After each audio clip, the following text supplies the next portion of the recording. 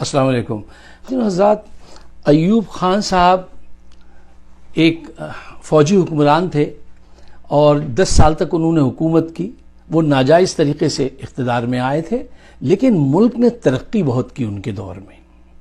جب 10 سال کے بعد بھٹو جو کہ ان کی گود میں ہی پلے تھے, انہوں نے جب ان کے خلاف مہم چلائی اور قوم بھی بیزار ہو گئی تھی, تو وہ جو ہے ان کے خلاف ایک نعرہ گونجنے لگا کہ ایوب کتا ہائے ہائے. یہ خبر جب ایوب خان کو پہنچی تو انہوں نے ریزائن کر دیا, گیو اپ کر دیا, حکومت دے دی. پھر چند برسوں کے بعد ایک بک اسٹور میں ان کو ایک نوجوان ملا اور اس نے کہا سر ہم آپ کی حکومت کو بہت مس کرتے ہیں اور آپ دوبارہ آ جائیے. تو انہوں نے کہا نہیں, میں دوبارہ نہیں آؤں گا. میرے لیے تم نے دیواروں پہ یہ لکھا تھا نا ایوب کتا آیا ہے, نہیں اب میں نہیں آؤں گا. کیا ڈگنیٹی تھی آدمی میں, کیا مطلب آپ سوچئے. اور آج کا منظر دیکھیے کہ نواز شریف 3 دفعہ لوٹ چکے ہیں, 4تھی دفعہ لوٹنے پہ بزد ہیں. پہلے تو شرم آ جاتی تھی لوگوں کو کہ یار ہم نے کرپشن کی, ہم نے لوٹا ہے, اب سب کو پتہ چل گیا. پوری دنیا کے اخبارات ان کی تصویر لگا کے ان کی کاؤنٹنگ کرتے ہیں کہ یہ نمبر 2 پہ ہیں کہ نمبر 3 میں کرپشن میں, پوری دنیا کے اخبارات. آج جب یہ باہر نکلتے ہیں اور ان کے بچے, تو لوگ آوازیں لگاتے ہیں چور چور چور چور جا رہے ہیں, ٹھیک ہے نا, لیکن ان کو شرم نہیں آتی. اب آج وہ تقریر فرما رہے تھے 4تھی مرتبہ اقتدار میں آنے کے لیے. خواتین و حضرات, گورے رنگ پہ اور معصوم چہرے پہ غربت بہت کم نظر آتی ہے, بہت مشکل سے نظر آتی ہے. چند اہم باتیں جو انہوں نے کہیں وہ میں آپ کے سامنے رکھتا ہوں. جس ہاتھ پہ $4.3 ملین کی گھڑی بندھی ہوئی تھی, وہ یہ رو رہے تھے کہ پاکستان میں لوگوں کے پاس کھانے کو نہیں. جس فلیٹ میں وہ بیٹھے تھے, اربوں کروڑوں روپے کا وہ فلیٹ, اس میں بیٹھ کے وہ کہہ رہے تھے کہ پاکستان میں لوگوں کے پاس رہنے کو گھر نہیں ہے.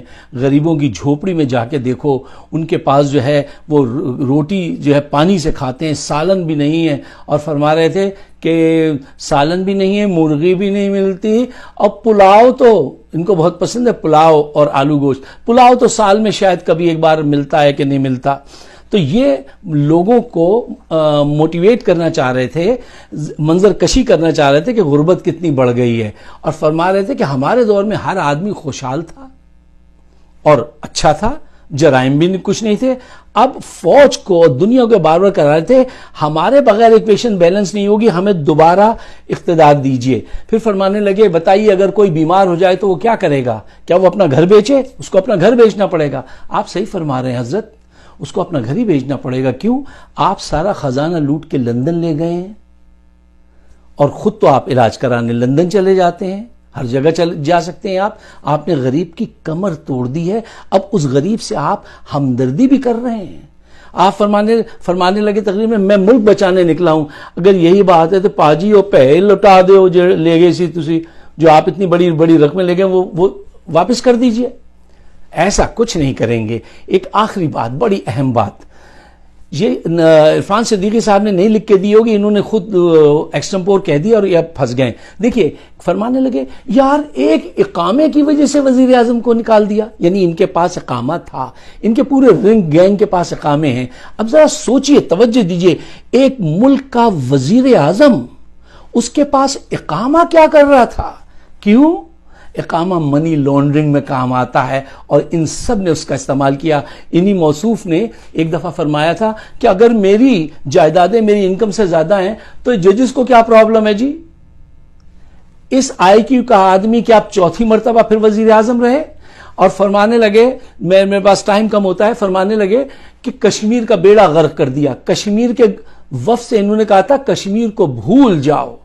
خواتین و حضرات, اب یہ آپ پہ ڈیپینڈ کرتا ہے کہ آپ لٹنے کو کب تک تیار ہیں. کیا آپ دوبارہ ایسے لوگوں کو موقع دیں گے جو چور ہیں, جو ملک کی سالمیت کے خلاف بھارت سے, سعودی عرب سے مل کر پوری کوشش کر رہے ہیں, کہہ رہے ہیں OIC سے کیوں نکلے, دوسرا گروپ کیوں بنا رہے ہو, سعودی عرب کو خوش کرنا ہے, ISI پہ حملہ کر کے بھارت کو خوش کرنا ہے. تو ایسے لوگوں سے جان چھڑائیے پاکستان کی خاطر. Get up Pakistan, get up and get them.